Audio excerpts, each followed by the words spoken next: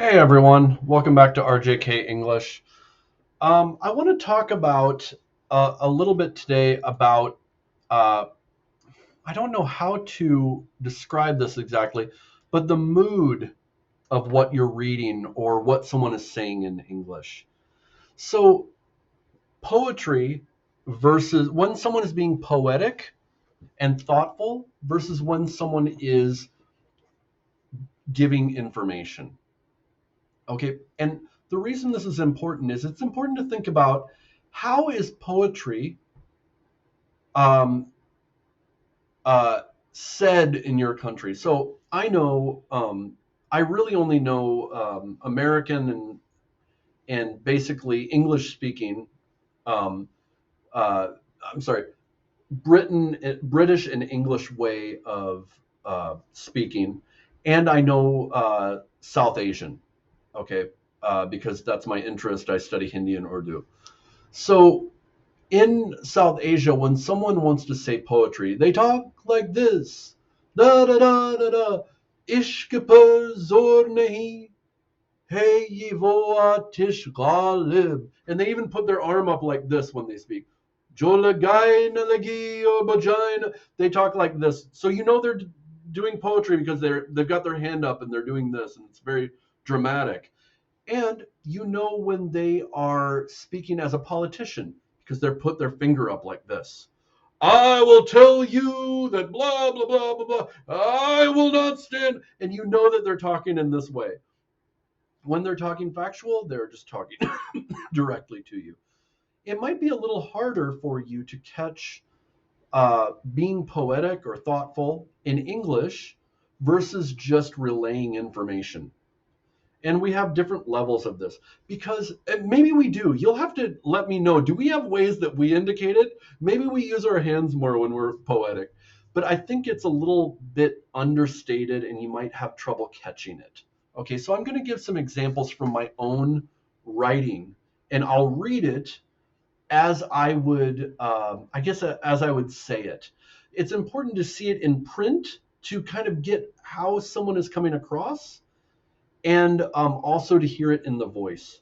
This is important when you're answering emails, when you're conversing with an American online, and probably a British person, some similarity, or an Australian or a New Zealander, probably some similarity there. Okay, so this is straightforward. I'll never forget being in my MBA classes overlooking Baltimore's Charles Avenue. This is my city. Listening to our conversations and lectures about how poor people were lazy, everyone could be rich, and regulations were bad, even of sweatshops. So in my MBA classes, I'm sitting there and I had to listen to how poor people were lazy. I don't believe this. I don't believe that's true. But I had to listen to this because I was studying business and economics, and that's what they want to say about everybody. And the significance is we were overlooking Charles Avenue, which is a split down my city where all the wealthy stuff is up Charles Avenue. And outside of that, it is incredibly poor. The majority of people in my city are poor. The schools are awful. And that is due to the public. That is due to it is due to our government. And how they partner with businesses. So I'm relating information here. Notice how I'm being more factual, and I'm not talking like this or la la la. I'm being very factual. I'll never forget being in my MBA classes overlooking Baltimore's Charles Avenue, listening to our conversations and lectures about how poor people were lazy, everyone could be rich, and regulations were bad, even of sweatshops. Regulation of sweatshops was even bad. That to me explains how Baltimore apartheid works. You'll have to look up what apartheid is. It means rule by the few, enslavement or oppression of the many. I believe that's how Baltimore works. That to me explains how Baltimore apartheid works, both in fantasy intellectualism and in actual geography. I'm being somewhat academic here. Okay. The pressure I felt wasn't about truth, but whether I wanted to fall in line and make some money. Meaning, Do I want to make a big deal about this, or do I want to? I almost have to subscribe to this verbally in order to get a job and get ahead. That's what I felt in business. Okay. So I'm relaying information. Notice how I'm talking. My voice is going down. La da da da da da da da. And I was thinking, maybe I would do this, and it's not very animated until I'm angry. And okay, so that's the way I relate information. Okay, let's move to semi-poetic. Not really poetic, but I'm being a little more thoughtful. Okay, and this is from the Rig Veda, which is a major Hindu text, the first text of Brahmanism and Hinduism. Who really knows? Who can presume this isn't me writing? It basically says, who knows if there's a God or not? It's kind of pretty profound, And I write, this is why ancient religions and writings can be so awesome. From the Rig Veda, 1000 to 2000 BC, ancient thinkers refuse to behave. They're the unruly ancestor that dares to say, I have no idea what's going on. Now, this is semi-poetic, okay? I'm not a poet, but what I'm doing is I'm telling you to step back in how I'm saying this and take each thing I say and think about it.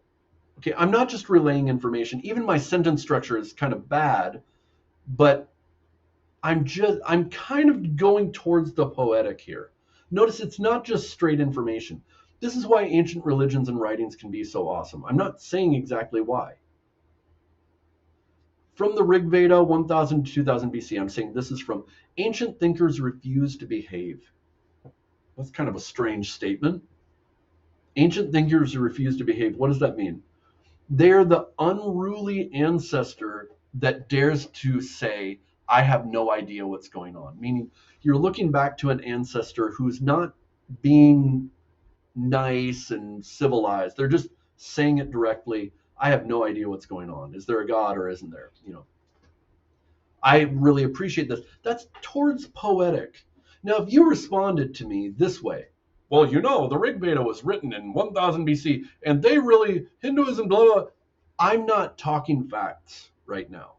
I'm talking about feeling and trying to get at something that's a little more philosophical. Okay? So if you respond to me with just facts, that's not on the same level that I'm talking about. Okay? So we won't be talking directly. But notice how I speak when I say this. This is why ancient religions and writings can be so awesome. From the Rig Veda, 1000 to 2000 BC, ancient thinkers refuse to behave. Ancient thinkers refuse to behave. They're the unruly ancestor that dares to say, I have no idea what's going on. Notice how I'm speaking slower and I make a pause. Okay? In the writing and in the way I say it, it's going towards that philosophical or thinking level. Here is straight up poetry. I adopted children and I'm taking them to school and I'm feeling something amazing and I'm trying to describe it. How do you describe your inner feelings? So this is how I write and how I describe poetically. This is poetic, really. I'm in my car, so I'm setting a picture. And poetry tends to be visual. It's giving you a picture that you put yourself into. It also gives a lot of space for you to put yourself into it. I'm in my car and I realize I just dropped off our boy for his third day of school in our neighborhood elementary, and that our girl is in daycare. We only imagined this before. 4 months. I feel so grateful. That's sort of giving information, but now I change. It feels like tapping into the essence of life. It feels like alchemy, a different and trenches level alchemy. Now, this is not how normally people talk, right? I'm being poetic. And I'm grateful to see all the other parents taking their kids to school, pouring in daily love. I guess this is what love and family feel like. a sort of magic on earth. Okay, so this is the poetic, philosophical level. And if you were to respond, yeah, I like taking my kid to school too, it's nice, it's not on the same level. So this might be a little bit complicated, but what I'm trying to do is for you, for those of you that are interacting with Americans regularly, it might be difficult to notice when they're on more of a philosophical or level or expressing something very personal. Okay? And how do you react to an American telling you something personal?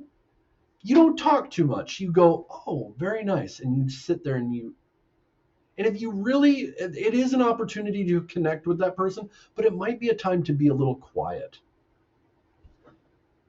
So going from giving information to being somewhat philosophical to being poetic.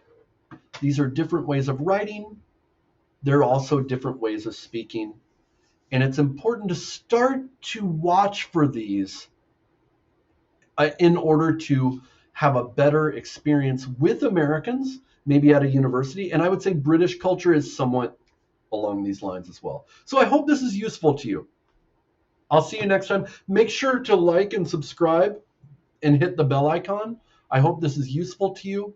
Make sure to go to RJK English on Facebook and we can have more of a conversation there. All right. I will see you next time.